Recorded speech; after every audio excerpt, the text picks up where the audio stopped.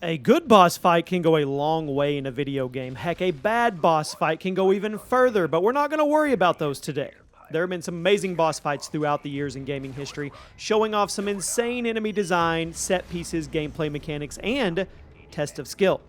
In today's video, we're going to be checking out 10 of the absolute best boss fights in gaming history. And when we get to the end, I want you to tell me in the comments which ones you actually were able to beat. Circle of Trust in the comments section, honor system. Welcome to the Gaming Vault. My name is Jimmy, and I'm going to take you on a comprehensive list, a journey of the 10 best boss fights to ever exist. It's hard to narrow them down to 10. But with all that being said, if you guys enjoy this video, drop your recommendations for boss fights that I missed down in the comments, and maybe we'll do a part 2 next week. You let me know which are your favorite, drop a like, and let's start off at number 10.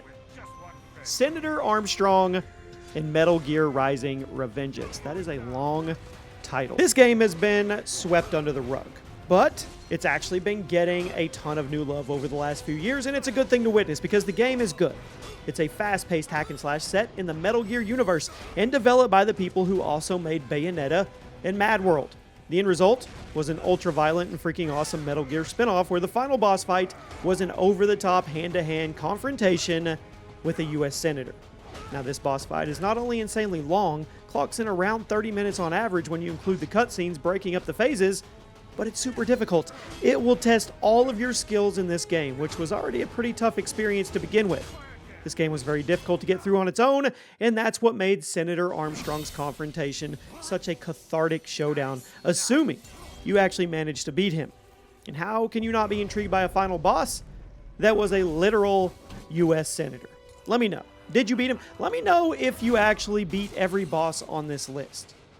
At number 9, Spider Mastermind in Doom 2016.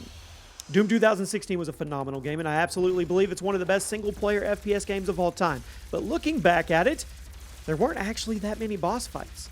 The base game only had 3 boss fights, and you don't fight the first one until you're like, I think, 6 or 7 hours in. But the final boss is absolutely worth the build-up. The Spider Mastermind is a ridiculous boss fight. Tests your ability to jump, spin, aim, shoot, swap weapons all at once for 5 to 10 minutes straight without messing up enough for the Mastermind to take you out. And all the while, you're getting that epic Mick Gordon soundtrack blasting in your ears, pumping your blood even harder. This fight is epic. And a final kill shot with the BFG, it's unforgettable. And if that was a spoiler, I apologize.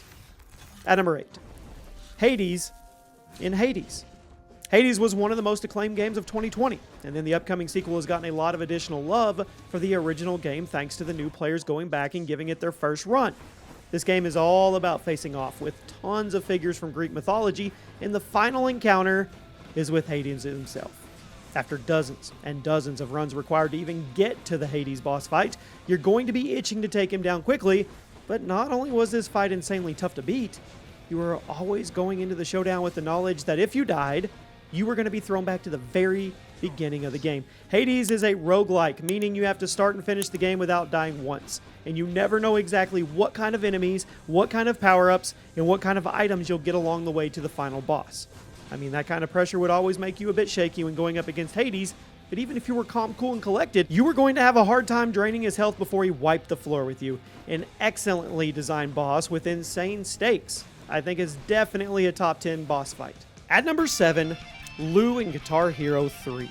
Guitar Hero used to have some pretty fun single-player campaigns, and one of the ways they kept you playing the game were the boss battles with famous guitar players, all of whom wrote original solos for the games. But the final guitar battle of Guitar Hero 3's campaign was the devil himself, and you have to out-shred him to a metal cover of The Devil Went Down to Georgia. Now, Lou is pretty easy as a final boss on the most difficult settings in Guitar Hero 3, but if you got to this part of the campaign on Expert, you were going to be replaying it over and over again because it was difficult. It was a very fast song with a lot of shredding, giving you a ton of opportunities to fail before taking Lou down. And if you didn't beat him by the time you got to a certain point in the song, he became literally unbeatable, and he would shred you into the ground.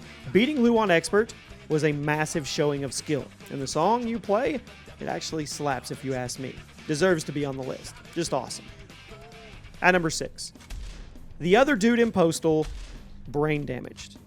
Postal is mainly known as a so bad it's good FPS franchise. You use cats as suppressors, you urinate on people on command, but did you know? A few years ago, there was a boomer shooter spinoff, and it was actually one of the best FPS games of the decade.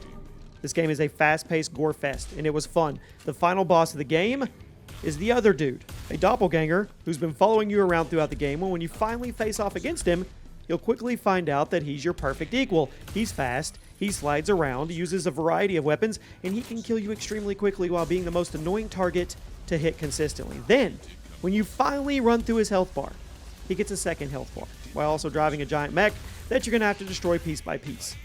It's an epic final boss, and this game is definitely worth playing if you haven't. And who else is with me on the whole, you take out a health bar, and then they get another one? It's really, really a bummer.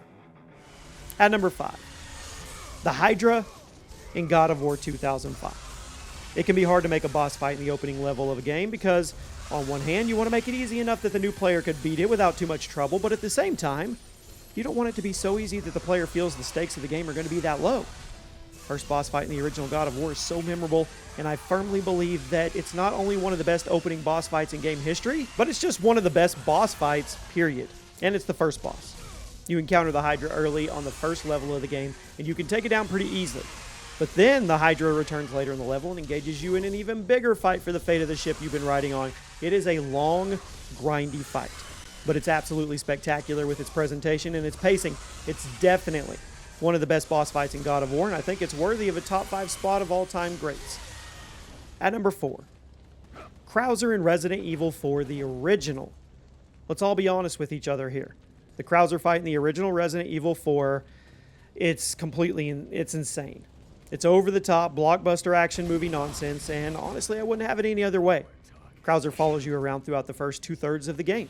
It's always hinted that there's something a bit off about him, something more than him just being Leon's evil rival, and when you finally fight him, your suspicions are confirmed. Not only is Krower a tough dude to take down, but when it finally looks like you've beaten him, he starts mutating into this ridiculous monster, and the fight gets even harder.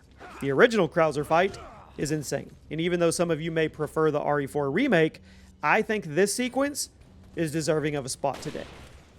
At number 3, Orstein and Small in Dark Souls 1. This fight is widely seen as one of the hardest in gaming history, and even though this game is over a decade old, it hasn't gotten any easier. Orstein and Small are 2 different bosses that you have to fight at the same time, and that's hard enough on its own. But here's the twist. Once you kill one of them, the one you didn't kill gets all his health back, and then a giant damage boost shifts the fight from a crazy 2v1 into a ridiculously tense 1v1. And of course, there's no mid-fight checkpoints, meaning if you kill one of them and then you get the second one down to 10 HP and then you die, you have to start the whole fight over again with both bosses at max health. It is brutal. And even if you're a Dark Souls veteran, there is a 0% chance that you finish this on the first try. At number 2, Kronos and God of War 3. God of War is known for having some of the most epic boss fights in basically every installment of the series. But if I had to pick just one to represent how awesome things can get in this video, it's going to be Kronos. I mean, he's huge. He's easily capable of just stepping on Kratos without a second thought, so you can't fight him head on. Instead, you have to zip around different parts of his body, slowly chip away at him by doing things like pulling off his fingernails, slicing your way out of his guts from the inside. The Kronos fight is one of the most memorable moments in any video game, and it's an excellent boss fight on top of the spectacle. I know a lot of you love the reboot God of War games. There's something about the classic trilogy, it just hits different. There just hasn't been anything anywhere near this level of crazy in new games. And now we've arrived at number 1 today. And this could be subjective. And like I said, if you want a part 2, there's plenty more boss fights we could rank. But today, we're going to go with Mr. Freeze in Batman Arkham City. When it comes to boss fights that truly test your knowledge of the game you're playing and push you to your limits, I can't really think of a better example than Freeze. And the fact that he's not even close to being the final boss of the game makes it even crazier.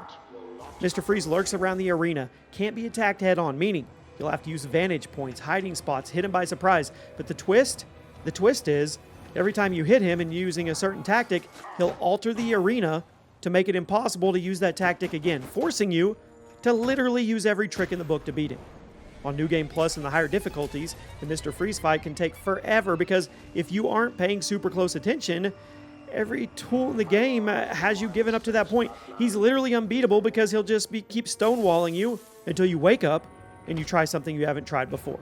And that is assuming he doesn't kill you before you pull it all off or pull off your different sneak attack setups. This fight is honestly gaming art. And if you ask me, it's one of the best fights, or one of the hardest boss fights to ever be put in a video game. And there you have it, my friends. If you enjoyed the video, if you enjoy these style top 10s here on the Gaming Vault, please let me know. Leave a comment, leave a like, make sure you guys are subscribed, leave a suggestion for future videos. I'll see you soon.